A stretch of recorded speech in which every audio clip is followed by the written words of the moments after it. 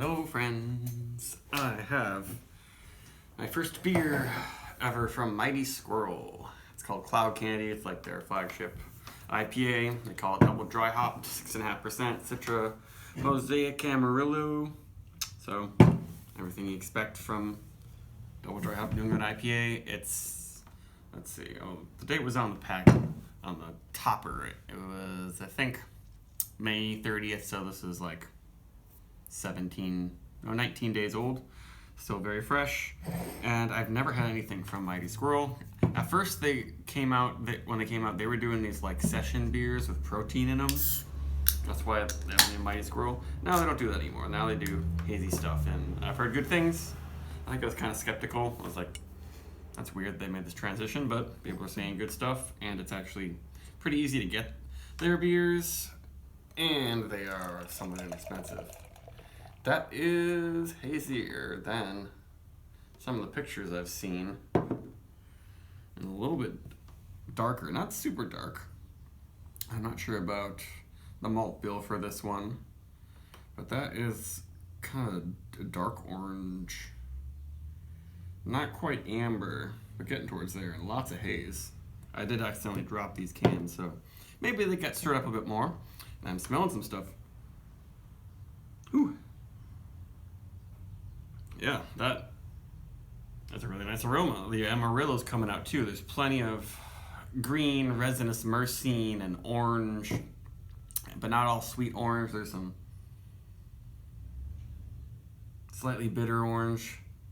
It smells pretty clean. There's some of that creamsicle citra in there. And yeah, peachy mosaic I'm getting too. Really, really nice nose. Head looks pretty nice.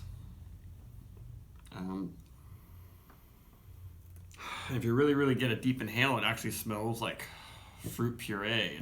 That's nice. There's a hint of dankness in there, but it's not very green in a specific clear way yet.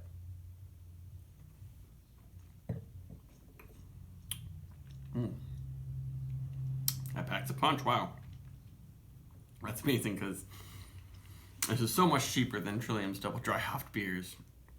But it's very intense. They definitely use a lot in this. And I know in their double IPA, they say they use 6 pounds of hops per barrel.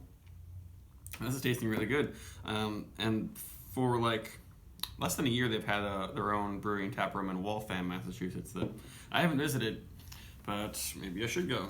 And before that, they contract brewed, so maybe they really dialed it in, figured out how to brew these beers well at their brewery, because this is pretty darn good. It has some hop bite chalkiness, but a lot of people don't mind some of that as long as you get the juice bomb. Pretty good mouthfeel. It's a really nice balance of bitter fruit and sweetness. Very, very focused on bitter citrus. I'm getting like, yeah, lemon and like bitter lemon rind in there too. It's gonna become just probably mostly grapefruit after a while. That's nice how bitter it is. But there is a chalky drawing of the tongue. We'll see if that kind of overwhelms after a few more sips. But I'm really enjoying it, and I'm kind of like, why did I pass this up so many times? There's just too much stuff to drink basically these days. And it's hard to trust Untapped and word of mouth unless it's from people you know and trust. But this is pretty good. It is very cold also. I had it in the freezer because I just bought it. And the only thing is that maybe after a while the chalkiness and the bitterness is going to be too much, a little bit. But I'm still tasting all the fruits.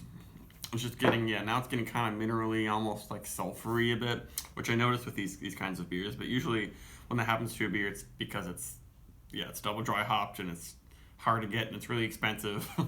Like some batches of Headroom have been just too much for me, stuff like that. But this is a nice one. I'd almost say that this could be a good mixer with something that's a little less intense and hazy, which I still had the logginess phase change. That may have been a good one to blend with this one. Well carbonated. The dankness is coming in. It's definitely got some green, herbaceous qualities. It's not too much. It's not quite edging on toothpaste and menthol, which I can get sometimes. A little bit of heat in the throat. I'm not getting booze flavors, so yeah, if you like this stuff, if you like intense, verging on, chalky, sulfury, double dry hopped IPAs, you can't beat anyone for the value of this beer. I don't even want to tell you how much I pay for this. It's really worth it. But it is bitter. There are definitely IBUs in this too, so it lingers. But it's really nice. I would give this 4.25 perhaps even. But I am drinking it pretty fresh. I guess if it was even fresher, it'd be more intense. But this color, I'm wondering, like at a month old, is it going to start like getting a darker color and looking weird and getting off flavors? Who knows? But I think I've said enough. Bye.